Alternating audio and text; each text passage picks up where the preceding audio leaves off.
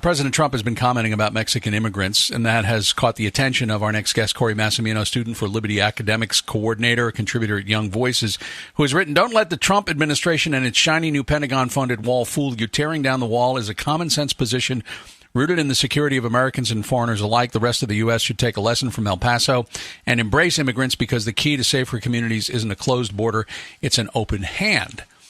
As I said, Corey Massimino, Students for Liberty Academics coordinator, tweeting at Corey Massimino, is with us. Corey, welcome. Thanks for being here today.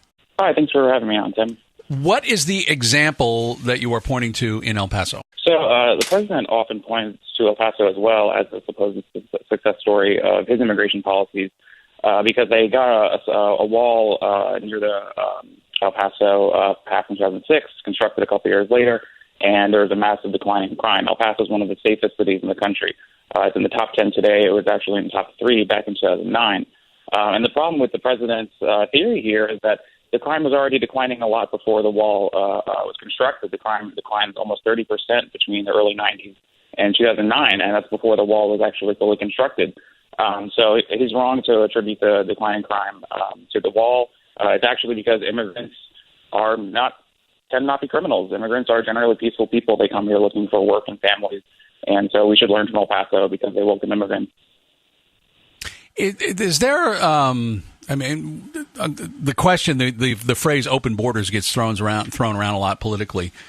Is that something you think makes sense, open borders, or are there levels of security that need to be maintained at the border, and how do they happen? I think any move towards a more welcoming hand towards immigration is a good thing, but I do think ultimately that we should give immigrants the total freedom of movement.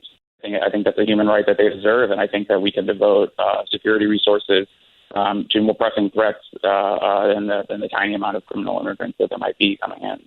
So do you think there should be no border patrol? You think there should be nobody at the border at all? I think that's quite a tough sell for a lot of Americans, but yeah, and I think more and more Americans are continuing to support immigrants, especially as Trump cracks down on them. The support for immigration is growing more and more. It's vastly greater than where it was just 10 years ago. So I think even though it's a tough sell for many, we're moving closer and closer towards a world where Americans view immigrants, less suspiciously and more welcoming. And I think the ideal is to have them be able to come across the border freely so they can find work and be with family. Should we open the border to the north as well? Yes, I think so, yes. Should we open the borders at, say, port cities like New York City, California, in Los Angeles, or any port? I mean, should we just open all borders, say anyone who wants to come in can come in whenever they want? I think anyone who wants to go out can go out whenever they want. I think anyone who wants to come in can come in whenever they want. I think people have the right to freedom of move. I mean, it works within the United States. We have open borders in our states, or we have open borders in Europe within the EU, and it's just taking that logic and expanding it outward. You mean with the Schengen Agreement, which, by the way, is maybe in some jeopardy right now. There is some movement, but there are still passports. And I wonder, you're going across the border to Canada, you still usually have to show your passport. They like to keep track of who's coming in and out.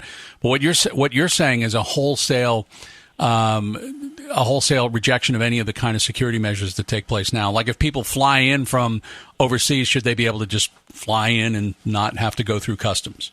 Right. I think it should be. I think it should be treated just as movement between the states. So when you go to a different state, there are various security measures. If you fly, there are various measures. If you're driving and you have a truck, you have to stop. So there are a couple things in place in the states, but they're not anything along the lines of restricting the freedom of movement for individuals who just want to come in the country. Well, but the United States, I mean, people in New York are citizens of New York. They're citizens of the United States. They're not just citizens of New York. So when they go to Wyoming, they're still citizens of the United States of America. If you're coming into the country from another country, you are subject to the laws of another sovereign nation. Well, yeah, you're subject to U.S. laws, but there may be some other conditions that determine your ability to be in this country. And I wonder, from what you're saying, it sounds like we should just have no borders or border security at all for anywhere, to the south, to the north, to the east, to the west. From above, from below, I mean, no, just totally open borders. Right. I think it's ultimately a misguided approach because immigrants tend to be more peaceful people. Threat of criminal immigrants is completely overblown by the president. And if we instead adopt a system where we could devote our resources in terms of security to actual threats, it would make us safer. I think. I don't think devoting all of these resources to trying to preemptively stop people who might be criminals, even though it's a very small chance beforehand, is a waste because we could be devoting resources to actually addressing them head on. Corey, is there any Democratic presidential candidate who would embrace the position that you're taking?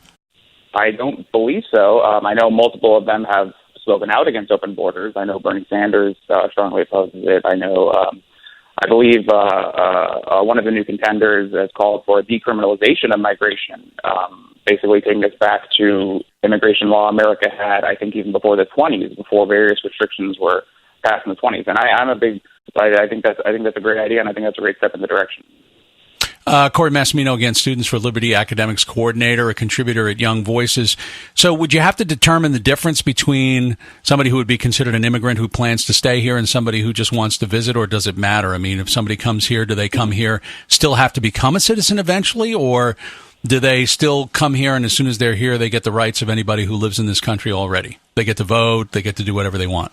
People disagree about what we can call keyhole solutions about how we can use public policy to treat the immigration issues without restricting people's freedom of movement. You might say immigrants can come in for free because that's their right, but maybe they're not able to vote until they become citizens. Maybe they're not able to collect welfare until they become citizens. And indeed, these are already the case. And these kinds of solutions, can be discussed on their own merits. But ultimately, I think the key issue is whether you're letting people freely move around or you're stopping them. Let me widen the question beyond just the 2020 presidential candidates for the Democrats. Are there any politicians in Washington who have said to you, Corey, that's a great idea, we should just have open borders, and I'm going to try to figure out a way to make that happen? Has anyone expressed support for that position? No, I think that would be surprising. I think most politicians, again, maybe except for a few candidates here and there who are more pro-immigration.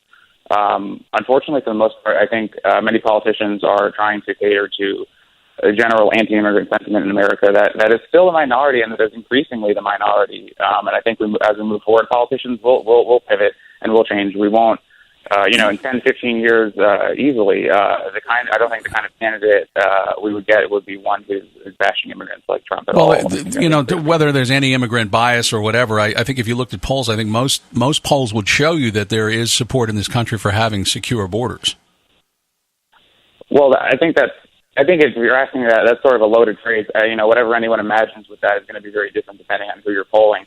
Well, an immigration system, they like having most Americans are in favor of an immigration system. Well, they are, but most Americans are also in favor of more immigration. So I think it's taking that logic further. I agree, open borders is an incredibly minority position, and it involves persuading a lot of other Americans that actually would be better off, who would be safer, who would be more prosperous if we welcomed immigrants.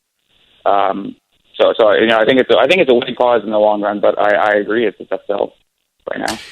All right. Well, we wanted to bring it on the opinion. It was a piece that appeared in the Independent. Corey Massimino, thank you for joining us on POTUS today. Thanks so much, Tim.